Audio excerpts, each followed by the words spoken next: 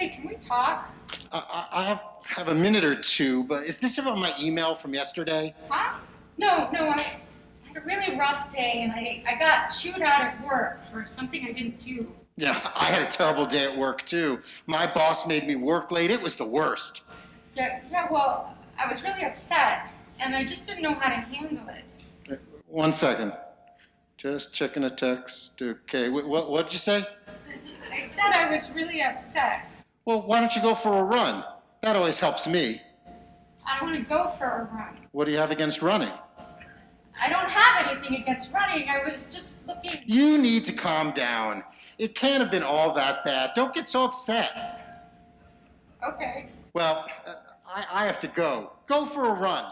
That's what I always do. It always helps.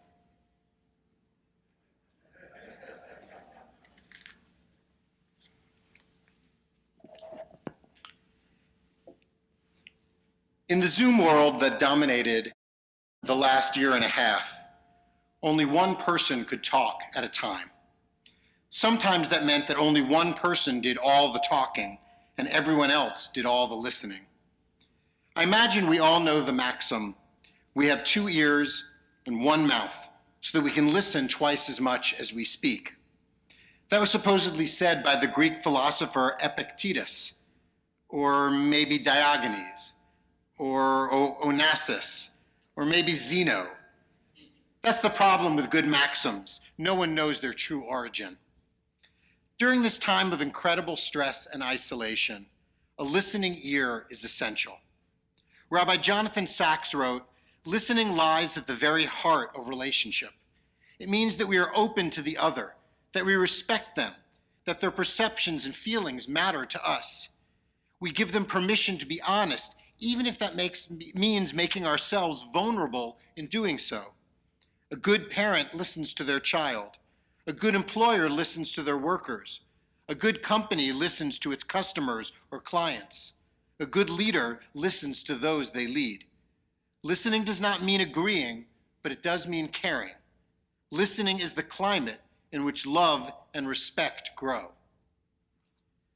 Yet listening is one of those skills we aren't always so good at. For example, how many of you noticed I included Aristotle Onassis on the list of Greek philosophers? When we're engaged in conversation, we often turn it into a dueling match, parrying the words of the other with our own, readying ourselves to deflect or attack their next statement as if we're on a cable news show. We try to solve the other's problems instead of just letting them share and perhaps find their own solutions. Or we don't even pay that much attention, daydreaming or multitasking, instead of engaging the other fully. Ernest Hemingway, not a Greek philosopher, said, "When people talk, listen completely. Most people never listen." Effective listening is sometimes called active listening, or mindful or empathic listening.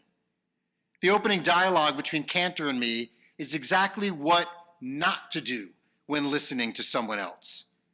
We've all been frustrated when our child, parent, family, friend, coworker, boss, customer service rep, or anyone doesn't truly hear us. It's time to listen more. Active listening is the key to genuine communication. Active listening is defined as suspending internal judgment and commentary will focus entirely on the speaker. That might include making eye contact, offering verbal clues, asking for clarification, and being there in the moment.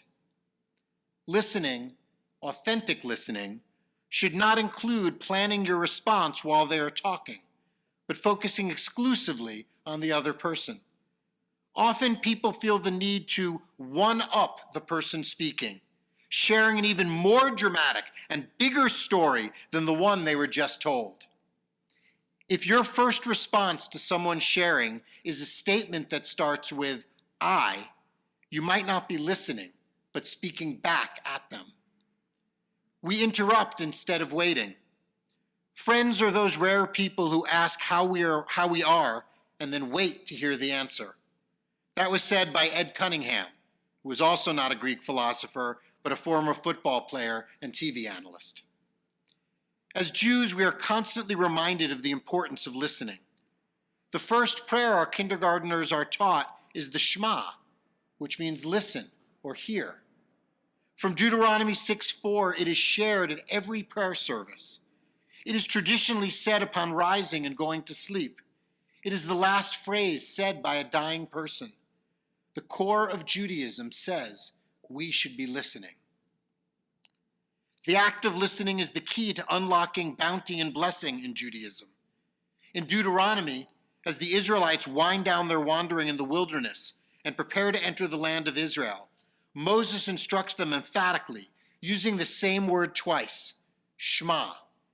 If you listen, truly listen, Moses says, all will be good. If not, curses will follow.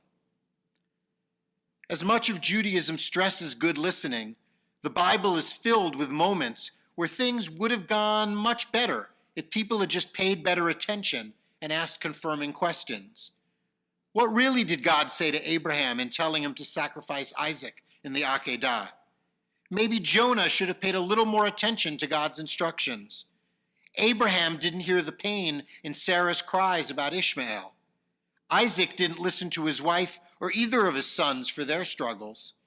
Jacob never listened to the suffering in the voices of Leah and Rebekah or later in Joseph.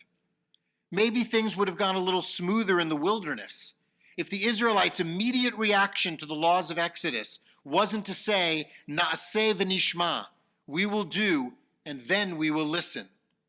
Maybe if they had listened before doing, we wouldn't have had to wait almost 2,000 years for the Mishnah and Talmud to fill in the gaps. Jews are known for talking, yet we really should be a people of listening. Last week, the primary commandment on Rosh Hashanah was to hear the shofar.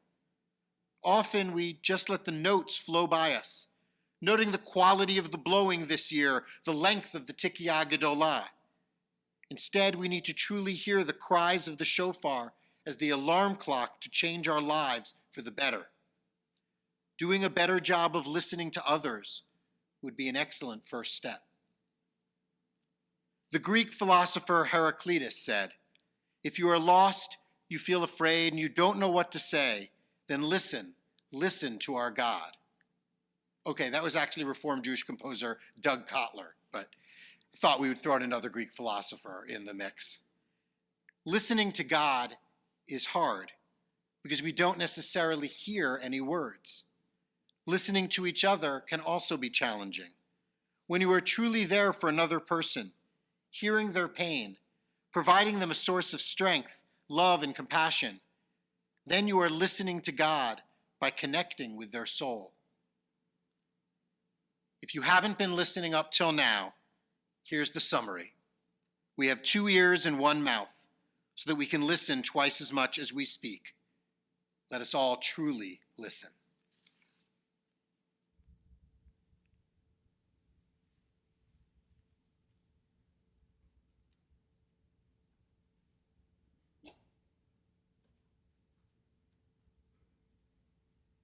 Hey, can you talk? Sure. Well, why don't we go over here where it's quiet? Tell me, what's happening? I had a really rough day. I got chewed out at work for something that I didn't even do. You were reprimanded for something you didn't even do? Yeah, he just yelled at me.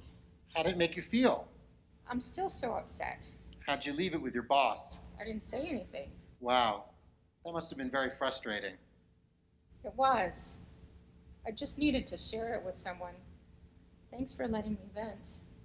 You're a good rabbi.